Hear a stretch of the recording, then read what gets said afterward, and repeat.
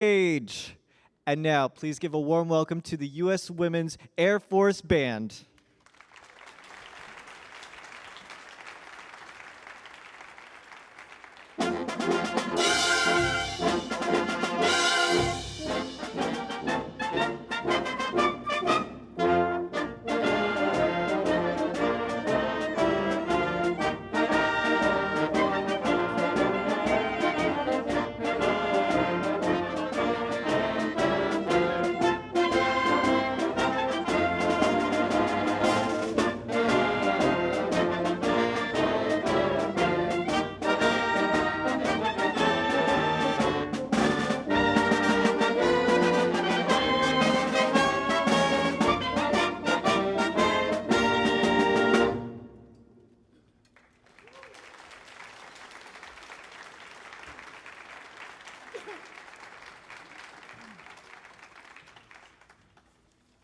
Evening.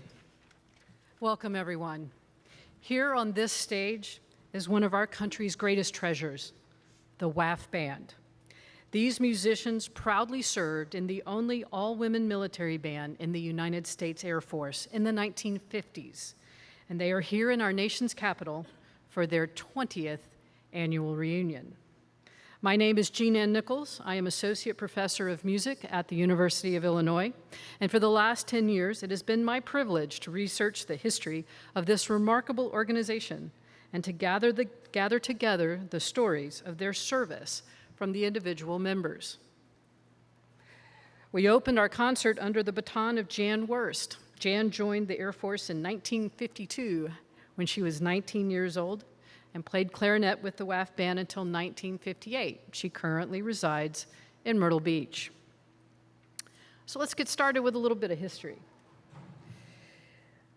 Following World War II, the Army Air Corps was reconstituted as the United States Air Force, and shortly thereafter, a women's corps called the Women in the Air Force, or the WAF, was also established. WAF recruits were sent to Lackland Air Force Base in San Antonio, Texas for basic training. And in 1950, Air Force band officers established an all-women band at the base to handle ceremonial duties associated with the daily routines of the women trainees. On January 14, 1951, the 543rd Air Force Band WAF was activated as a unit of the 3700th Indoctrination Wing. Their mission had 4 components: to provide music for official WAF functions at Lackland, to entertain the troops and boost morale at Air Force installations across the country, to play concerts in support of Air Force public relations, and to assist with recruiting women into the WAF. Throughout the concert, I'm going to share more about how the band succeeded in carrying out their mission, but for the moment, let's return to the music. If you would, please welcome Carolyn Whaley to the podium. Carolyn was recruited to the WAF Band right out of high school. She joined the Air Force at the tender age of 18 years old. She served from 1959 to 1961. She currently makes her home in Las Vegas. Our next number is the Spanish March, Amparita Roca, by Jaime Texidor.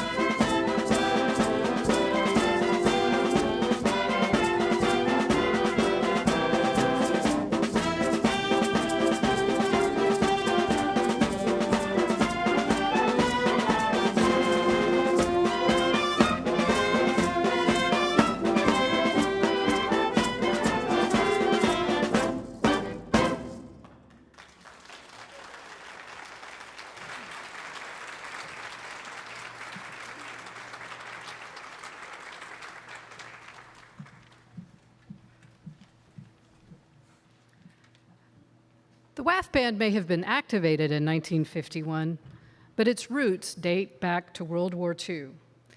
During that extraordinary era, women were encouraged to volunteer for service in order to free a man to fight. And every branch of the service organized its own women's auxiliary corps. We had the Army WACs, the Navy Waves, the Coast Guard Spars, and I guess because they couldn't think of anything more clever, the Women Marines. Each women's corps had at least one band, and they would play for military ceremonies, troop entertainment, and for war bond drives. Now, during World War II, the woman who will eventually become the conductor of the WAF band responded to an advertisement for female musicians for the new Women's Army Corps band. Mary Bell Nisley had been recruited as a flute player, but her education and musical talent quickly put her in contention to be a conductor for one of the WAC bands. The Army sent her to Army Music School to train for this position, and she graduated at the top of her class. When a candidate graduates from the Army Music School and is appointed to serve as a conductor of an Army band, they're also promoted to the rank of warrant officer. But at this time, there was no legal authority to grant that rank to a woman. So a special act of Congress was required to do so, making Nisley one of the first women to achieve the rank of warrant officer in the history of the U.S. military. She began as the conductor of the WAC band stationed in Fort Des Moines, Iowa, and was reassigned to the 401st WAC band in Fort Hamilton, New York. After World War II, she returned home to Pennsylvania to teach music. In 1951, when the WAF band had been officially chartered, the Air Force went looking for the most qualified woman to conduct, and they could find no one better suited to the task than Mary Bell Nisley. She was directly recruited into the position and commissioned to the rank of captain. She poured herself into developing and promoting the band. Band members who were there in 1952 when the captain arrived tell me that she immediately began challenging the band to raise its standards of playing and to mold the group into one of the finest bands in the country. Not only were the members expected to deliver their best work as musicians, but they had to turn out today as the sharpest unit in the Air Force. Friends, in our audience today is Natalie Miller. She's a student from Manheim Township High School and a senior trumpet player in her school band. In cooperation with the Manheim Township Band Boosters, Ms. Miller has started a scholarship fund in memory of Mary Bell Johns Nisley. Ms. Miller, if you'd please come to the stage. The WAF band is proud to present you this donation in honor of their commander and conductor, and sends with you their hopes for the next generation of women band leaders. Presenting the check is Karen White, our band president.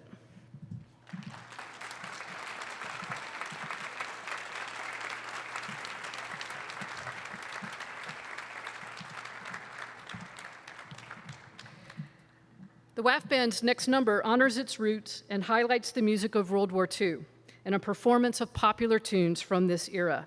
And to conduct this piece, the WAF band is honored to welcome to the podium Colonel Arnold Gabriel. Colonel Gabriel, yes, please.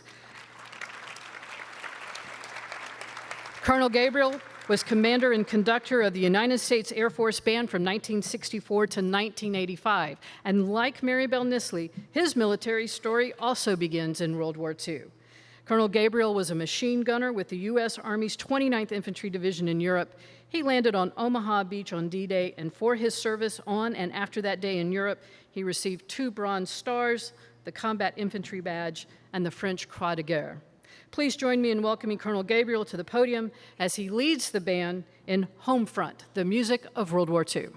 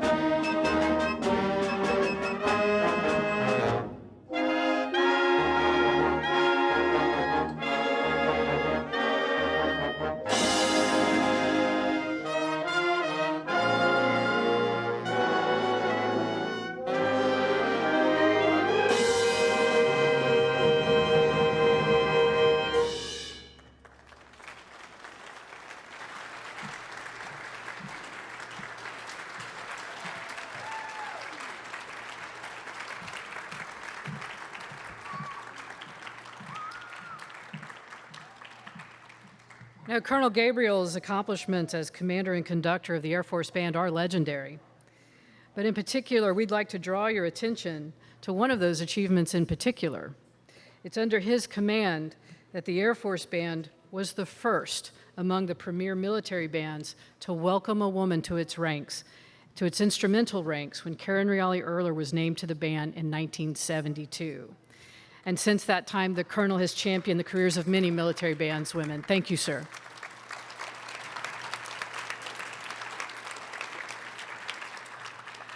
The BAF Band has a gift for you. Carolyn?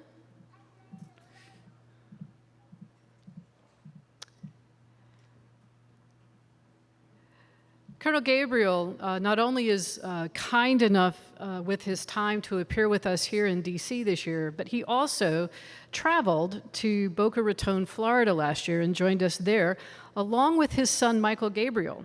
And Michael has authored a book about the Colonel's exploits, both in World War II and then his time with the Air Force Band. It's called The Force of Destiny, and I strongly encourage you, if you're interested in this history, to have a good read. On behalf of the WAF Band, Colonel Gabriel, we'd like to present you this blanket for your kindness and your service and your leadership. Thank you very much.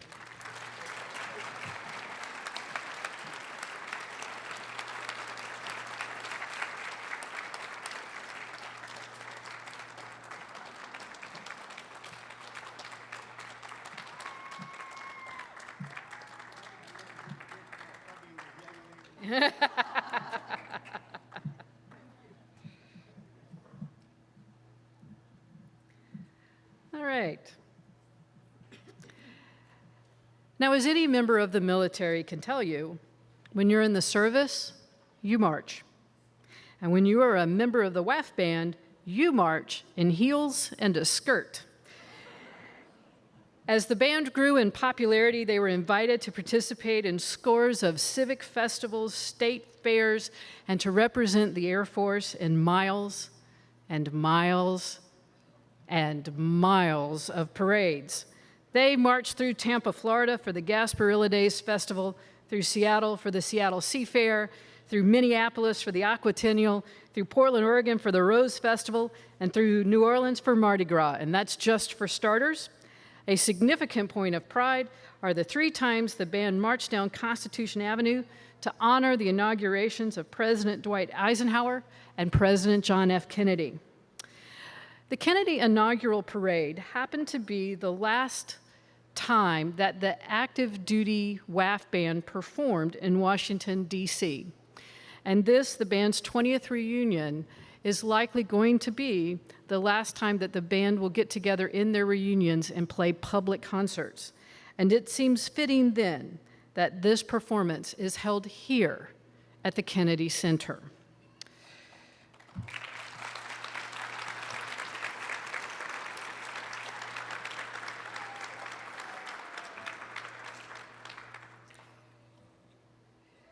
The band's next selection is Italian Festival, a medley of tunes from America's romantic jazz orchestra tradition.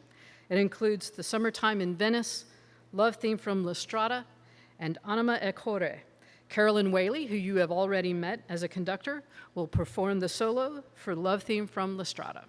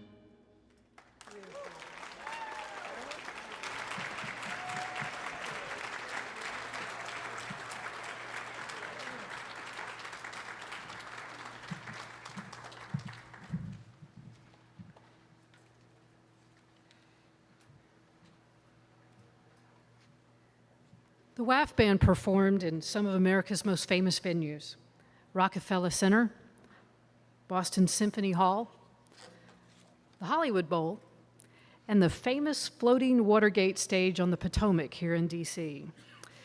In 1958, when the band moved to Norton Air Force Base in San Bernardino, California, their proximity to major television studios ensured their regular presence on national television.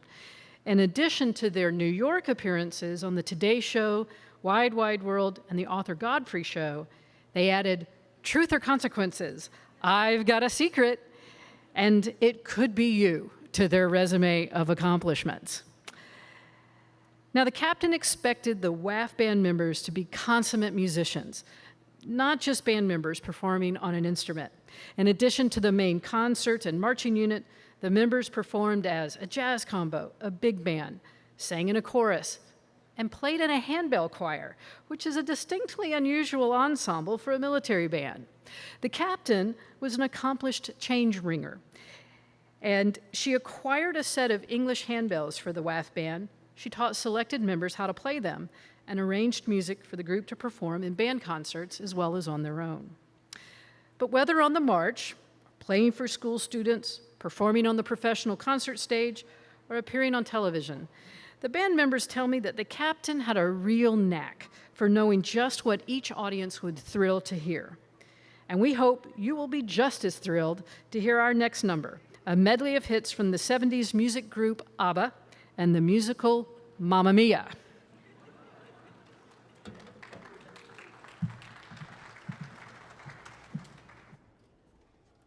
Can't teach an old dog new things, can you?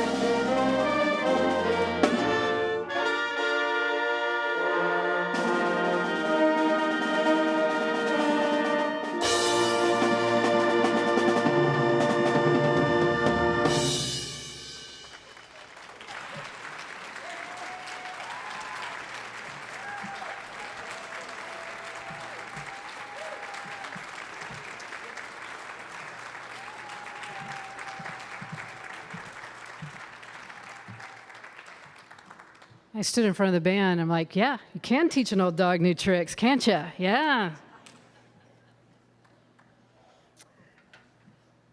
I've talked with the WAF band members for really more than 15 years now. And every single one of them, while mindful of the band's distinguished accomplishments, they've told me this: it was fun. It was some of the best days of my life.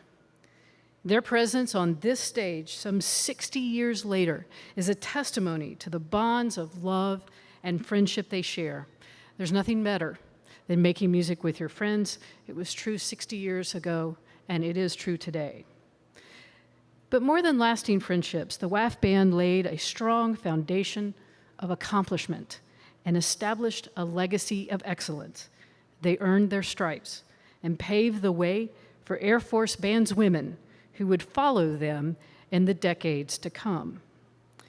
The WAF band extends its thanks to all servicemen and women serving now and to those who served in the past. Let us never forget that the freedoms we hold dear as Americans have been secured for us by our families, our friends, and our neighbors who have committed their lives to military service. We salute you.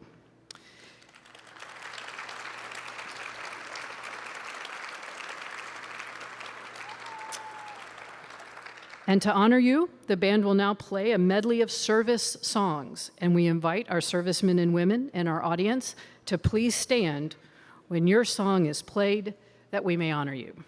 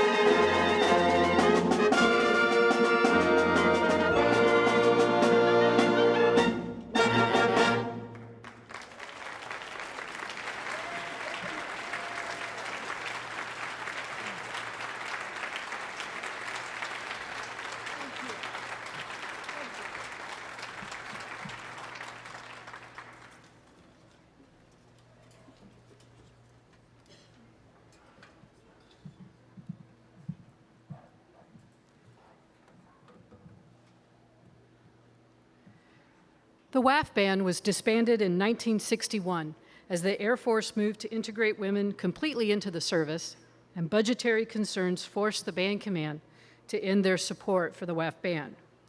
The band members went on their way into other careers. They got married, they went to college, they opened other significant chapters in their lives.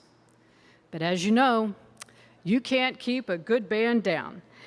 And in 1997, the members began holding annual reunions, and they continued their mission, playing annual concerts for the public and for servicemen and women at the VFW, VA hospitals, and other extended care facilities.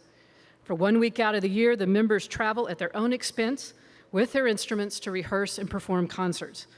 This is no vacation reunion for them, and they'll probably hate me for saying this, but there's not a WAF band member up here that's younger than 80 years old.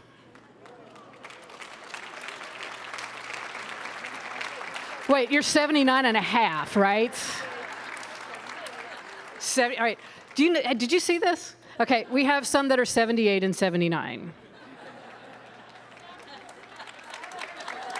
Oh, I give up.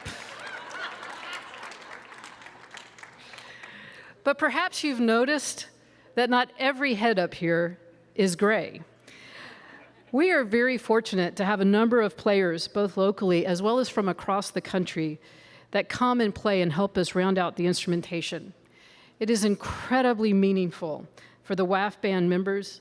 We are deeply honored that several current and former musicians from the Air Force Band stationed right here in DCE are sitting in today.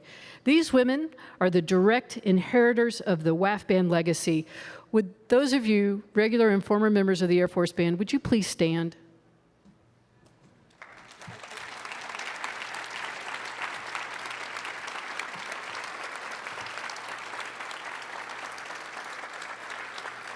And then would the rest of our faithful ringers please join them? These are also other band members from across the country. They come from as far away as California to appear with the WAF band. And then, because I know you really want to do it, my friends, as you are able, would you please have a round of applause for the WAF band? Would you please stand as you are able? Stay standing.